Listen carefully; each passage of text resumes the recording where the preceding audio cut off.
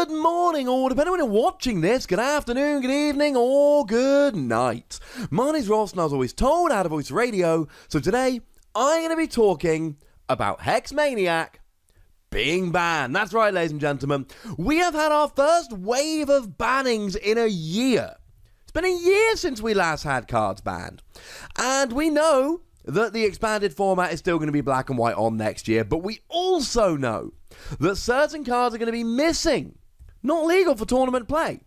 And one of those cards is going to be Hex Maniac. What's wrong with Hex Maniac? Well, it is a card that when played stops all abilities, yours and your opponent's, until the end of your opponent's next turn. So obviously what you do is you use up all of your abilities, and then you play it and your opponent doesn't have abilities, and it comes back round to your turn, and then you do have abilities.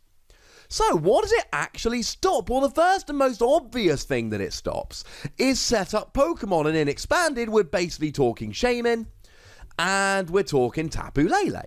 Those cards cannot be used. I mean, you can put them down, you can attack with them, but you can't use their abilities. Whoopsie daisy. You use it on your turn, and your opponent doesn't get these set up Pokemon. But we've also got some drawing Pokemon that it stops. So Oranguru and Octillery are the main ones that come to mind here. Now, I know that technically Shaman's a drawing Pokemon, but Shaman's really a use it once and set up card, whereas Oranguru and Octillery are sit on your bench, draw you extra cards every turn kind of cards. So they do fit into very much a different category. But then you've got other abilities. Abilities that decks really need to get rolling. So one of the big ones here is Eevee. Now, Eevee's ability is very unassuming. You just attach a basic energy, you evolve it up, fine. It's a one-shot thing, you can use it straight away. The thing is, this is often used in decks like Sylveon, for instance. And Sylveon will usually play 4 Eevees and no other Pokemon, forcing your opponent to run through Sylveon to win the game. Well, if you've got 1 Eevee out and your opponent plays a Hex Maniac, you win the game.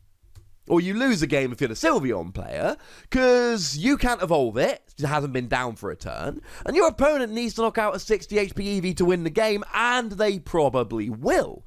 Going second as a Sylveon player when Hex Maniac is in the format, you just gotta cross your fingers, because if your opponent drops a Hex Maniac, unless you somehow start with 2 of your 4 Eevees, you probably lost the game. How about Malamar? Malamar decks use Malamar's ability to accelerate psychic energy from the discard to bench Pokemon. And then they generally use cards like Ultra Necrozma, or non-Ultra Necrozma, or maybe even something like the Promo Mewtwo, for instance. All of which are a little bit expensive. They are cards that take a little more energy than ideally we would like. But that's okay, because Malamar accelerates a bunch of energy, so these expensive attacks become not that expensive, because Malamar's got your back. Except, if Malamar gets turned off, then all of a sudden you're not doing this. You're not actually able to get anywhere, and it's all just a little bit sad. One of the best decks in Expanded at the moment is Execute combined with Zoroark.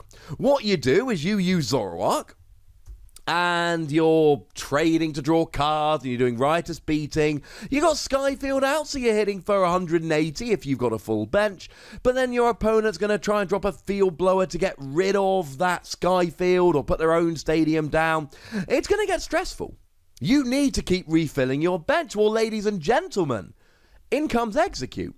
Propagation allows you to pop it from the discard pile into your hand, so every time you get a new Skyfield down, all you need to do is then propagate, and then bench the Execute, and you're off and rolling, and you can do this 4 times. You've got 4 Execute, you fill your bench. Well, Hex Maniac stops this.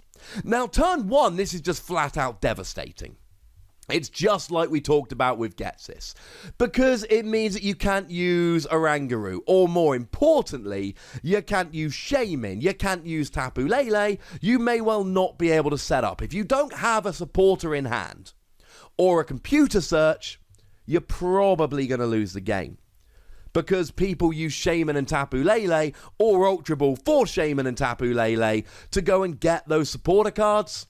If you don't have a supporter or a computer search, you've probably lost. But some decks are just completely shut down.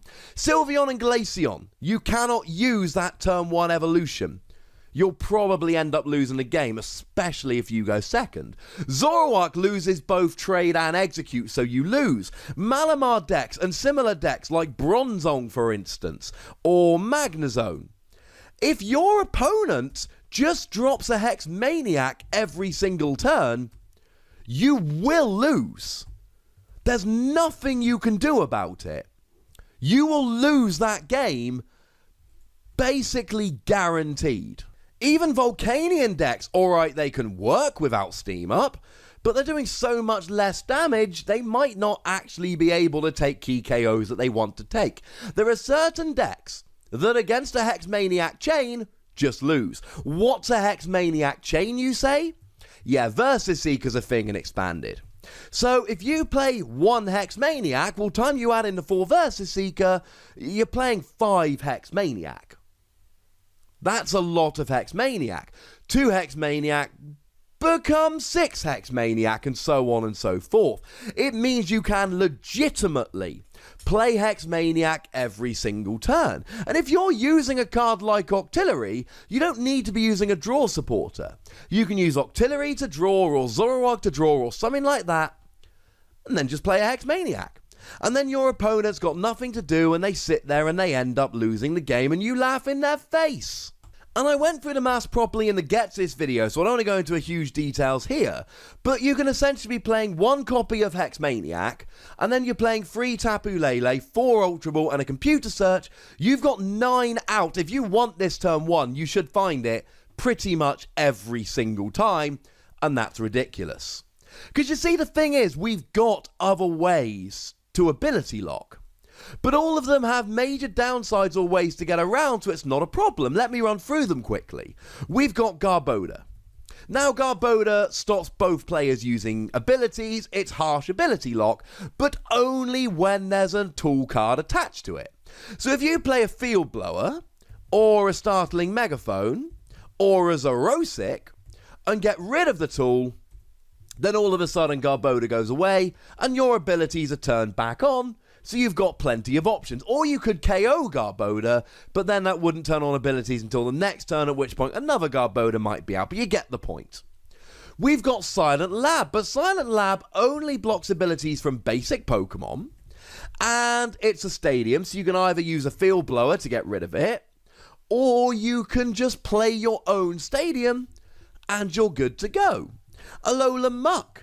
There's no way to stop Alolan Muck short of just plain knocking it out, but Alolan Muck only blocks abilities for basic Pokemon, so you're fine.